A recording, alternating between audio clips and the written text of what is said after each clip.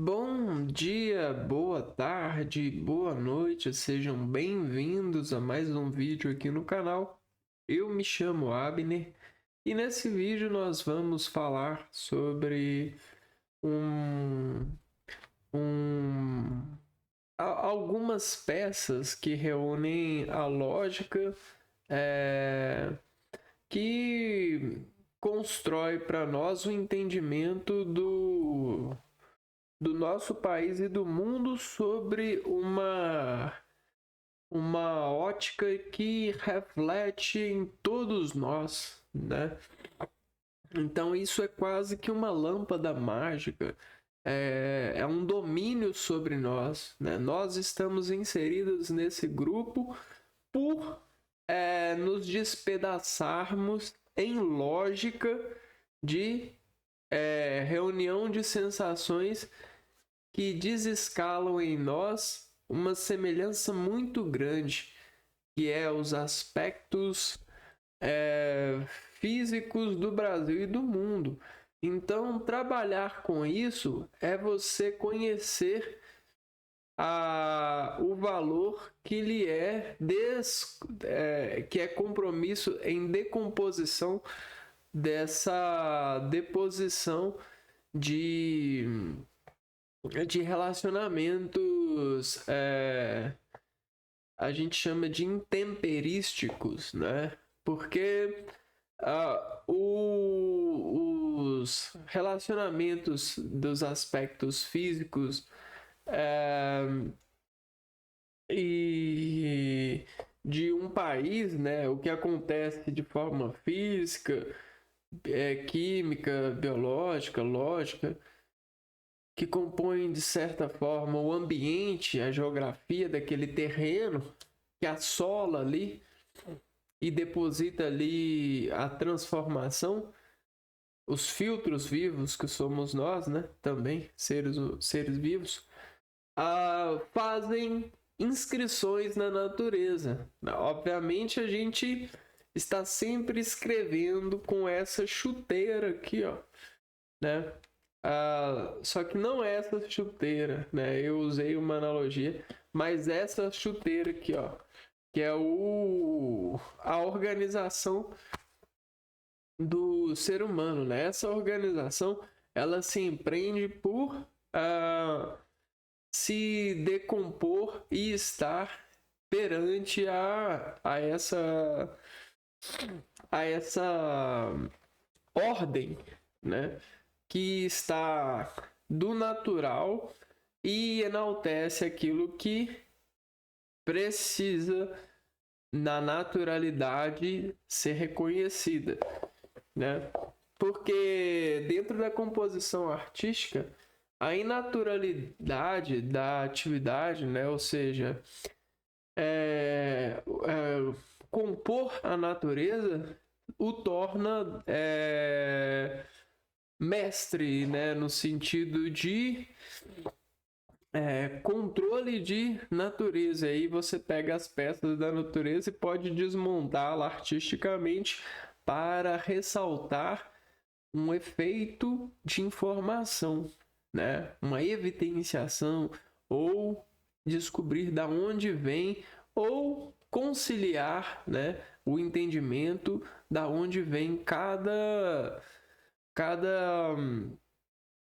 informação que é consciente para o nosso organismo processar, né? E se interar por equilíbrio, né?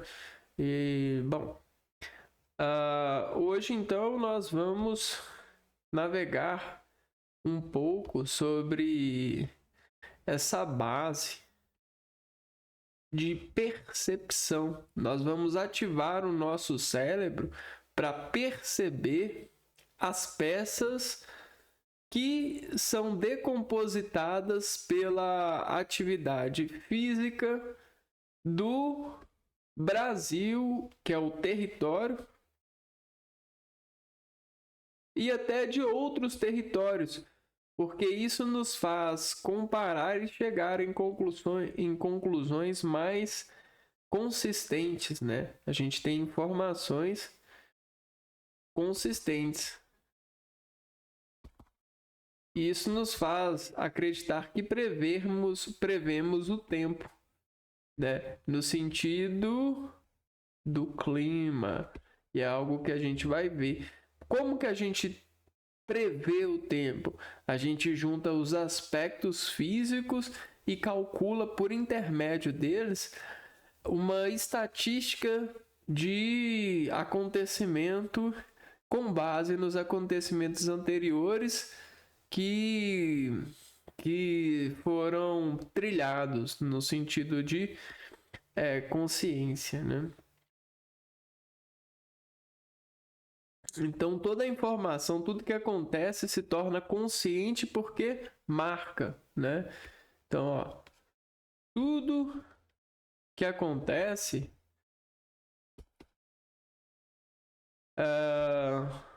se torna visível porque marca, né? Não tem o produto que se torna visível porque marca. A marca ela não representa toda a trajetória de acontecimentos, é uma representação, é uma marca, né? E aí, dentro de momentos, o universo ele está sempre assim, ó, em movimento, né? Esses choques de partículas, eles decompõem para nós aquilo que é um movimento. Só que esse movimento, ele é sempre constante. Ele é constante. Só que nossa navegação entre esse movimento, não. A gente pode ter esse status aqui, a gente pode estar entre esse status aqui, a gente pode estar entre esse status aqui. Por quê? Porque a gente está falando de um movimento agora paralelo ou íntimo a um organismo vivo, né? Olha só, então a gente tem um poder de viver e saber da vida graças às marcas que foram nos dadas desse valor. O que é constante, por exemplo? É constante para nós o Sol, a Lua, o tempo. Sol, Lua, tempo, sei lá, temperatura. É constante no sentido de informação e consciente de informação. Só que quando a gente nos eleva a concentração sobre esse tipo de constante, a gente observa uma inconstância disso, porque a constante ela decai no nosso organismo em sentidos. A gente vai desintegrando o sentido dessa constante e a gente se torna um hipernotado dessa tissação. Por exemplo, o Sol, a luz. Você não percebe a deflexão da luz porque você está hipernotando, o seu organismo hipernota essa luz sobre esse ambiente na declaração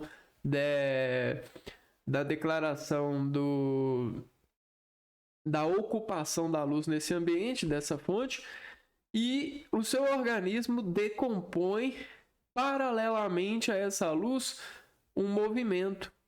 E esse movimento ele se torna desnotado por conta que o seu organismo já está drenando a notação. Isso é adaptação momentânea. Se chama também o flash. Ou também se chama adaptação momentânea.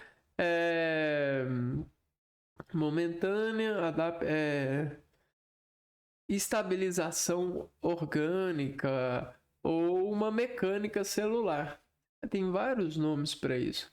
Em cada área você pode encontrar um aspecto terminológico para te elevar a esse coeficiente de consciência, né? Estamos trabalhando isso porque eu sou um pouco interdisciplinar na hora que eu vou falando sobre os interesses de conhecimento, né? Isso se chama apelar para os contrastes de reinterpretação do objetivo lógico desencadeado pela informação a ser conhecida.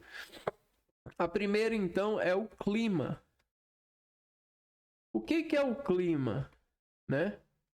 O clima é uma forma de generalizar.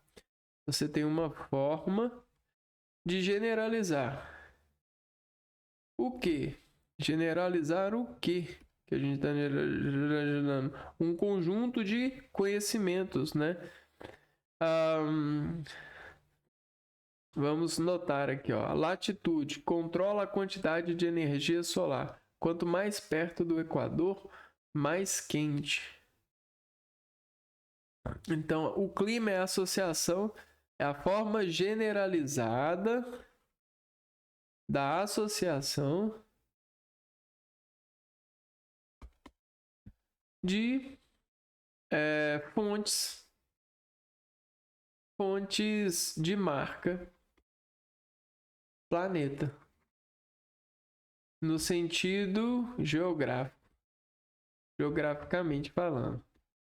E aí a gente tem a latitude,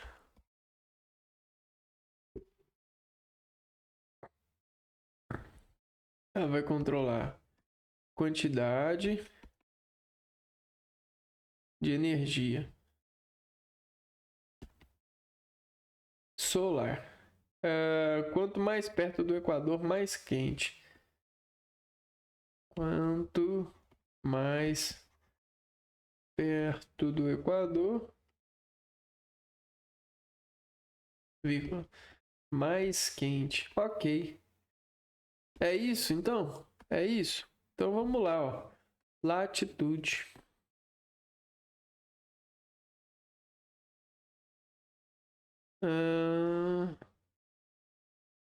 Vamos lá, ó. A gente tem a latitude e ela anda em...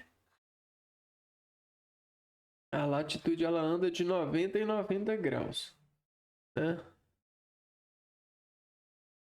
Então vamos lá. Espera aí. Tá, uso.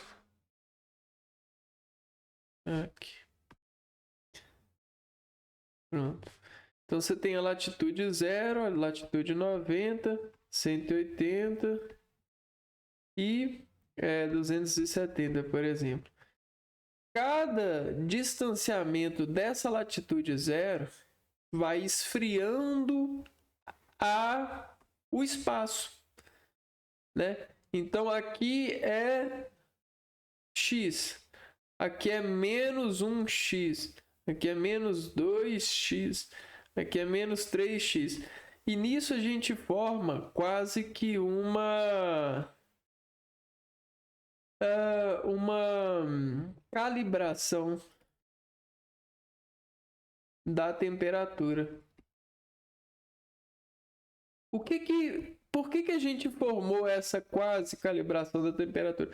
Porque segue uma orientação muito estável esse aspecto lógico, uma vez que o planeta Terra, né, se alinha com o Sol, e esse alinhamento do Sol com a Terra, né, traz para nós o alcance solar sobre a fonte. E olha só, a Terra é um pontinho aqui, o Sol é esse pontão aqui, né? O Sol, quando ele emite energia para todos os lados, e a energia que ele emite é muito forte. Só que quando chega na Terra aqui, a gente vai freando essa energia com a atmosfera, né? Vários anos de viagem dessa energia vão freando ela. Qual que é a representação do freio? É essa daqui, ó. Então a cada andar ela vai sendo freada, porque ela faz uma viagem e ela perde energia. Quanto mais ela viaja, mais ela perde energia. Quando ela chega aqui, a camada que está por aqui, né, freia ela muito mais, absorve o calor, né? E essa absorção do calor, né, essas ondas, elas são elas ganham alcance, né? Alcance, e o que acontece? Se torna um feixe, né? Esse feixe, ele ganha, né, dentro dessa faixa o alcance, né? Então a Terra está aqui, aí às vezes, né, o feixe chega aqui e aí reflete, vai refletindo aqui, ó. E aí ele vai decaindo aqui, ó, entre os polos, tá vendo? Vamos chegar aqui, ele chega nessa superfície aqui, ó, é o Sol batendo. E aí o Sol ele vai ser muito intenso aqui e vai decair para cá. E aqui é o que? É os equadores, né? Então, os equadores não, os polos, né? E aí os polos eles vão ser mais gelados, obviamente. Por quê? Por causa da superfície de relacionamento com o Sol, né? Se a Terra ela fosse de outro lado, né, ela seria diferente, a composição dela seria diferente. Ela se estabilizou no universo assim. O universo, eu acredito que o universo ele foi se estabilizando com o passar do decaimento das energias. É uma teoria provável, né? Eu observo isso dentro de toda as necessidades. Elas são formadas e crescem em harmonia a partir do decaimento das atividades, né? Quando a atividade decai, ela é percebida, né? A gente percebe a mudança de atividade. E essa percepção nos leva a uma coisa que, cientificamente falando, foi sendo revelado com o passar dos anos, a partir do iluminismo, né? Que é a revelação dos objetivos e das radiações objetivadas, né? Ou seja, das adrenalinas sobre atividades. Então existe um homem e o homem ele tem um nível X normal, um equador de adrenalina. E aí quando ele sobe a adrenalina, ele está com 90 graus de adrenalina. Opa, ele está mais frio. Quando ele desce, ele está mais quente. É mais ou menos assim, só que falando de organismos vivos e objetivos, ou verbos de organismo vivo, né? Que são marcas, né? Ele sai para fazer a sua marca de manutenção. Então nós saímos para um objetivo para marcar aquilo que a gente tem, né? Consulta no médico, manutenção do carro, manutenção do mercado, manutenção do relacionamento, manutenção do trabalho, manutenção social, e é isso, né? Altitude é outra constante, né, que é aplicada dentro do senso humano de estar sobre o momento, adquirindo o valor desse momento sobre a superfície terrestre. Geografia, você dá valor ao momento sobre o solo, né? E aí a gente tem um solo assim, a gente pode estar num solo assim. E quem dita isso? A gente tem um negócio assim, ó, que se chama água. Essas correntes de água, né? Que forma até mesmo uma superfície com um valor de coeficiente de suspensão, tem várias coisas que a água forma. Ela determina para nós um nível, né? Então aqui é o nível da água. E aí, esse nível da água ele é utilizado para medir a altitude em que se encontram os corpos dos seres vivos, né? Porque em cada altitude existe uma marca de comportamento sobre a altitude que nos é valiosa. Então, indivíduos que sobrevivem aqui precisam mais de valor dessa cultura que então vamos cultivar. E aí é dever do Estado saber disso e colocar os seus doutores, mestrandos e graduandos para estudar e manter isso em cultivo, né? Em cultura. Para quê?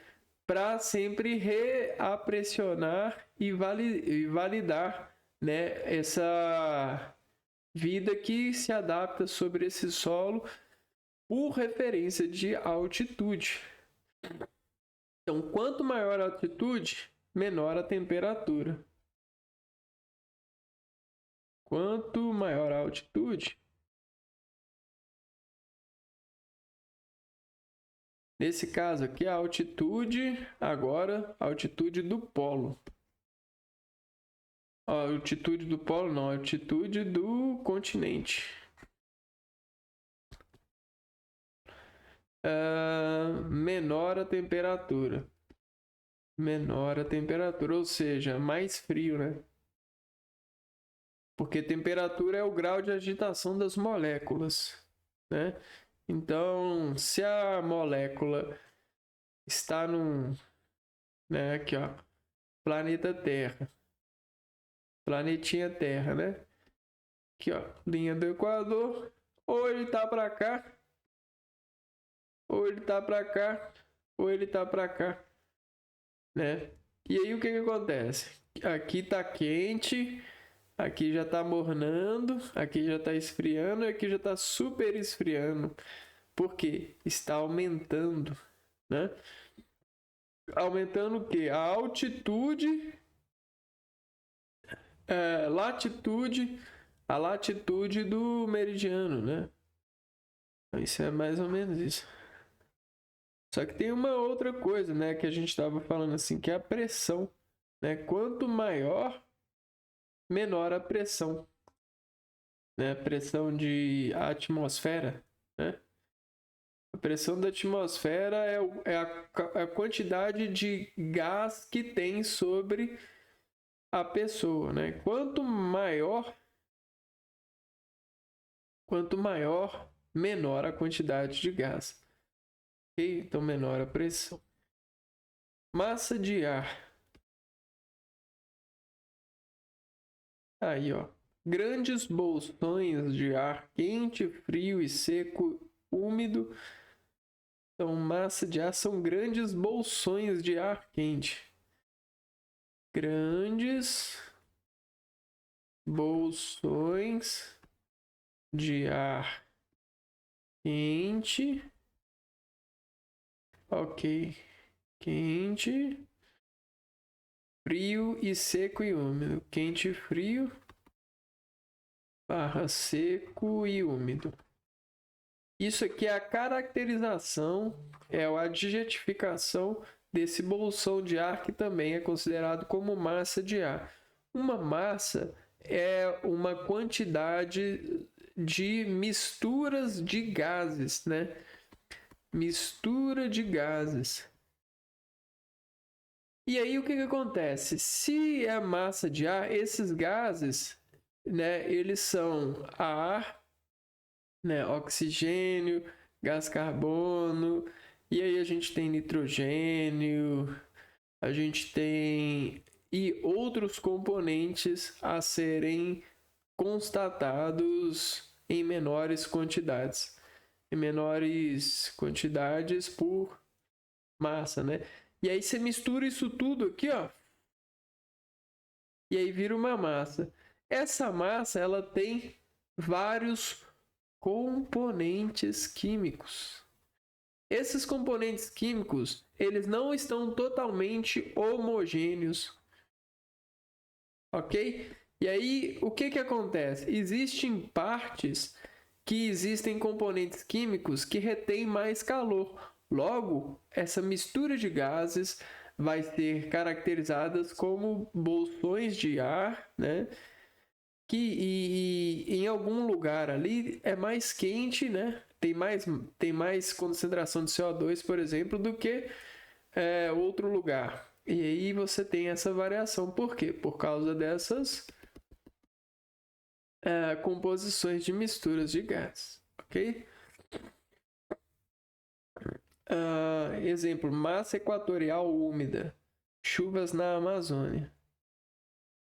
Outros fatores que podem aparecer: maritimidade versus continentalidade, correntes marítimas.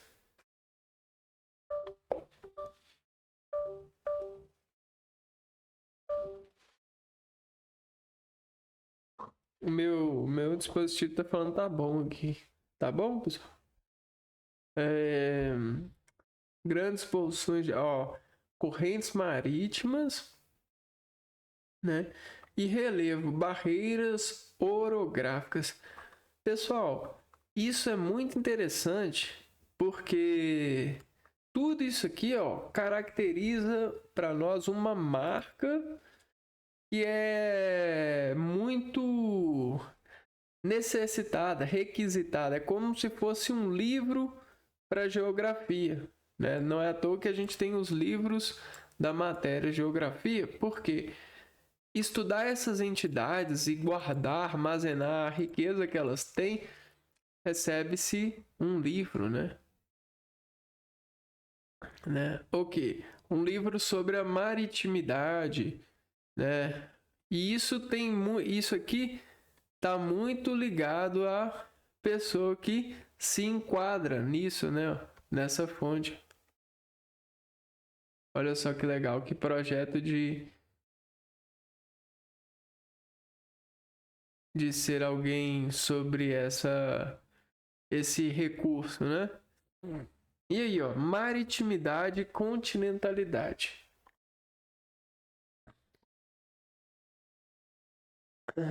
Maritimidade.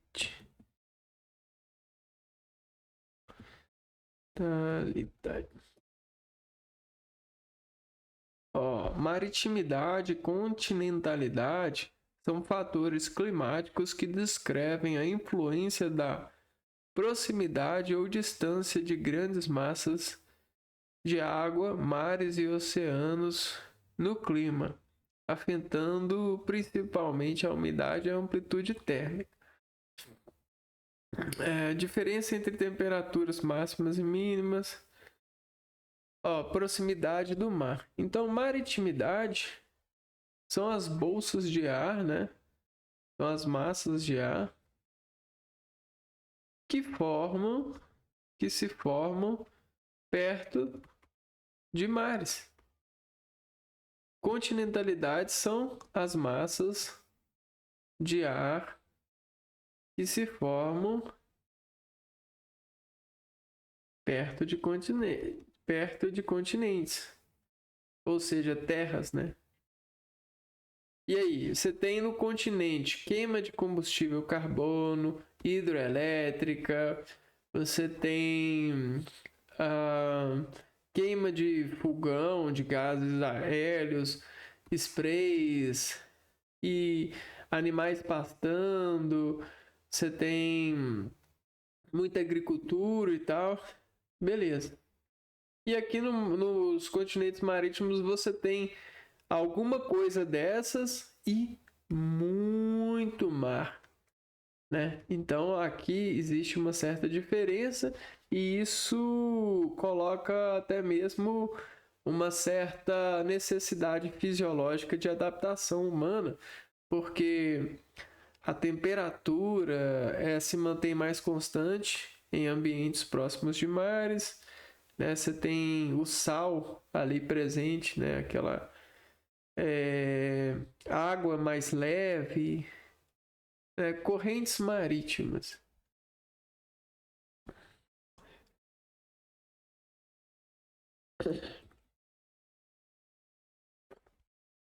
Correntes marítimas são fluxos de água em movimento nos oceanos e mares ao redor do mundo.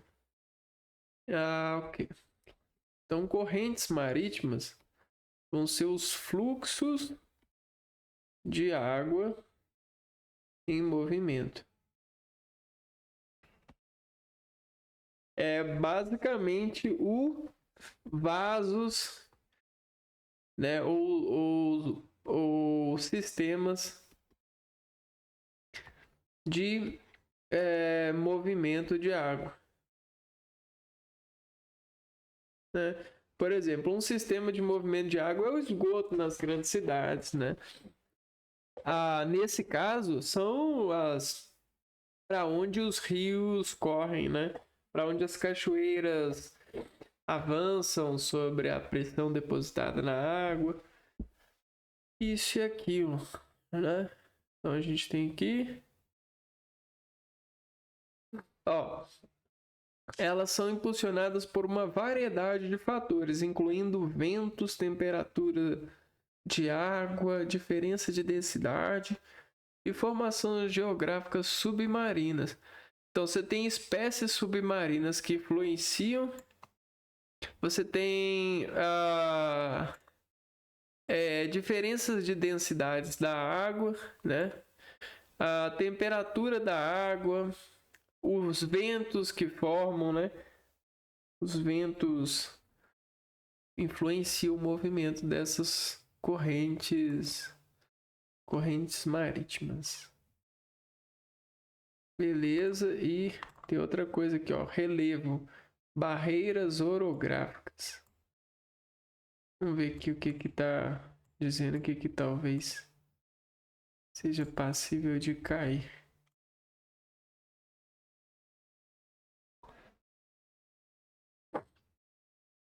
Barreira orográfica são formas de relevo elevado, como montanhas, serras ou planaltos, que bloqueiam o fluxo de massas de ar úmido, forçando a subir. Esse processo causa resfriamento e condensação e precipitação. Legal também, né? O relevo e barreiras orográficas são basicamente formações rochosas ou até mesmo humanas no sentido da arquitetura, do desenvolvimento de cidades, isso e aquilo, que faz com que, né, em uma cidade, né, por exemplo, em um local, você tem os prédios, as casinhas, né, e tudo. E aqui, né, aqui você tem uma formação, né, rochosa aqui, ó, né, algumas formações, né. Por exemplo, um prédio muito grande, né, algum conjunto de prédios muito grandes, ou até mesmo montanhas e tal. Né? O que acontece? O ar que vai sendo formado aqui, ó, ele chega até uma certa altitude, e aí o que acontece? O vento manda ele para cá, mas quando o vento manda essa nuvem para cá, essa massa de ar, ela choca aqui, ó, ela fica presa nisso aqui que a gente chama de obstáculo para a massa de ar. Então ela faz com que o clima aqui, ó, né, essa região aqui dentro desse espaço, desse plano, se torne mais frio, né? Por quê? Porque isso aqui impede a passagem do Sol e impede que e mantém o clima frio aqui, né? Como se fosse uma cobertura. Isso se chama então relevo, barreiras orográficas. Barlavento, características principais e efeitos. O barlavento, lado da montanha onde a massa de ar úmido encontra a barreira sobe, resfria e se produz chuvas intensas e duradouras. Então aqui a gente tem um barlavento, né?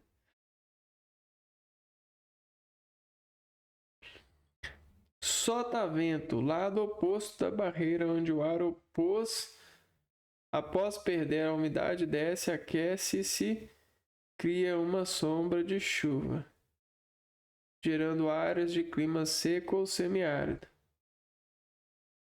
Então aqui, ó, é o lado do sotavento. Impacto no clima e vegetação. Modificam as taxas de pluviosidade, ou seja, de chuva, né? E temperatura local. Então, sabe quando dizem que o sertão, né, não chove, tá árido, tem lugares aí que não tá... o que está acontecendo? Está acontecendo barlavento, né? O barlavento ele mexe na pluviosidade. Exemplos no Brasil: a Serra do Mar e a Serra Geral no sul-sudeste, o Planalto da Borborema no nordeste, que contribui para a seca no interior. Então essa Serra do Mar ela atrapalha muito o movimento dessas bolsões de ar. A Serra Geral do Sul também e Sudeste. Consequências comuns no litoral podem causar enchentes e deslizamentos em áreas serranas devido à intensidade das chuvas. É isso aí. Agora vamos para a parte de climas do Brasil. Climas também, né? A gente já estava um pouco na parte de... a gente estava aqui, ó. Clima, fatores climáticos, né? A gente viu esses fatores. Agora a gente vai descrever os climas no Brasil. E no nosso país, os climas eles são descritos cientificamente por também uma forma de generalização. O que é a generalização aqui na geografia? Se pega um pedaço de área e estuda desse pedaço aqui, ó, a caracterização estatística, né, dos fatores que formam os fatores. Então a gente faz uma conta das ações dos fatores climáticos. E aí ela nos revela cientificamente o que? O clima. E aí a gente vai ver isso agora, ó. Equatorial, quente, úmido e muito úmido, Amazônia. Equatorial.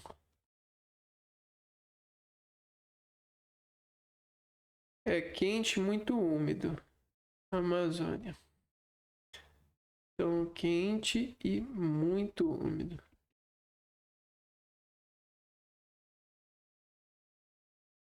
Exemplo, Amazônia. Ó, Amazônia. Vamos lá, vamos para a Amazônia, então. Vamos pegar aqui. Globo terrestre.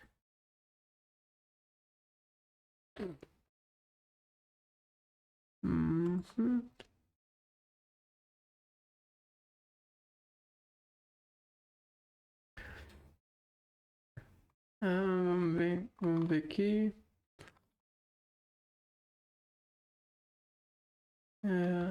Santa Luzia. Ixi, nós estamos em Minas Gerais ainda.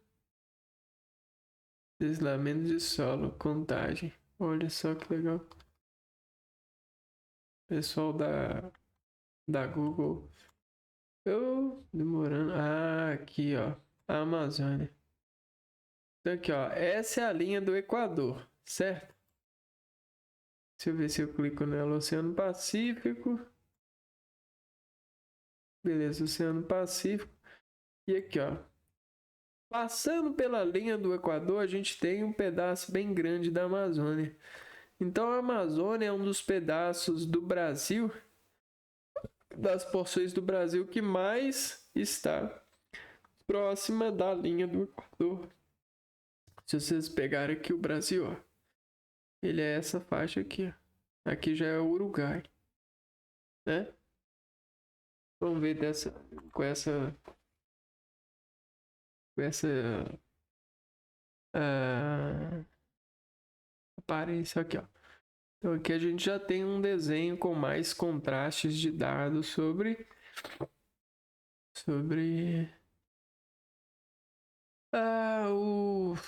a Terra, né? Bom, então é isso o Brasil, né? O Equador tá aqui para lembrar, mas aqui é Terra, né? Vamos pegar aqui para ver se marca.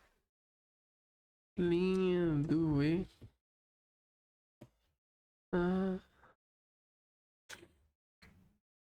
O Equador. Não, aí não. Não passou, não. Mas tá certo, né? Vamos lá, vamos voltar aqui. Quente e muito úmido na Amazônia. Tropical. Verão chuvoso, inverno e seco. Então a gente também tem o clima tropical no Brasil. Vamos lá num clima, curtir um clima tropical. Então a gente tem aqui, ó, o verão chuvoso e o inverno quente, né? Muito quente.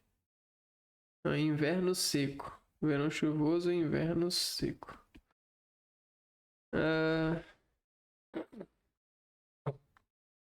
Vamos ver aqui.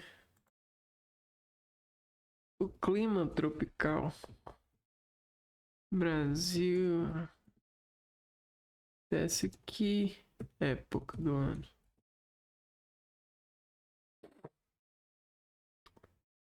O clima tropical do Brasil é predominante no centro-oeste, sudeste e partes do nordeste e norte. Ocorre durante todo o ano, caracterizado por temperaturas elevadas, médias de 20 graus. Ele é definido por duas estações distintas: um verão quente e chuvoso, outubro e março, e um inverno seco, abril e setembro a setembro. Então você tem verão chuvoso. É de outubro a março. Inclusive nós estamos nessa época agora. Inverno seco vai ser de maio a setembro. Então, de maio a setembro. Nossa, minha cabeça está começando a explodir. Tô com uma depressão na minha imunidade. Felizmente, tomei vacina de difteria, tétano ontem e tô baqueado, né? Duas estações bem marcadas: verão chuvoso, inverno seco. Beleza, equatorial, tropical. Tem esses dois climas. Tropical a gente não viu. O equatorial deve ser na Amazônia o ano inteiro, né? Deixa eu ver aqui.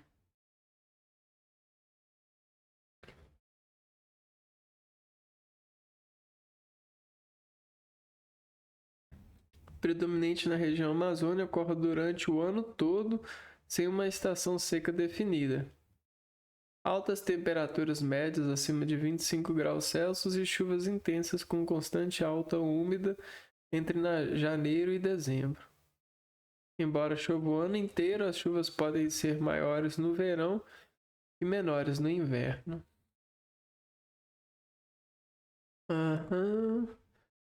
Agora vamos lá pro próximo clima, né? o clima semi-árido. Altas temperaturas e chuvas irregulares. Nordeste. A gente tem o Nordeste aqui. Altas temperaturas e chuvas irregulares. Irregulares. Ou seja, não dá para prever muito bem quando que vai chover. E as temperaturas são altas. E o próximo é o subtropical. Subtropical. Né? Estações bem definidas, pode gear no sul. Então aqui é no sul. Também deve ser o ano inteiro. As estações são bem definidas.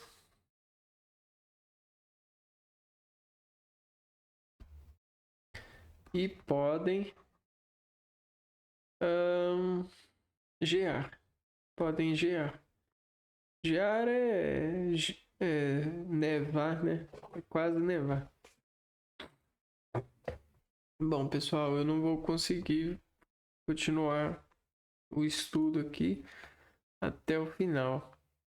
E o meu cérebro está com um potencial reduzido, uma vez que eu estou tendo que produzir, lutar, né? Imunologicamente falando, produzindo anticorpos, porque ontem eu me vacinei. Né? Aqui, ó, vacinei. Tá. Terceira dose de tétano e difteria e hepatite B, terceira dose. Deixa eu ver, será que é terceira dose? Não sei se é terceira ou primeira. Nossa, tá osso. Só sei que tá osso. Bom, mas então é isso. Até o próximo vídeo. Um abraço para vocês e fui!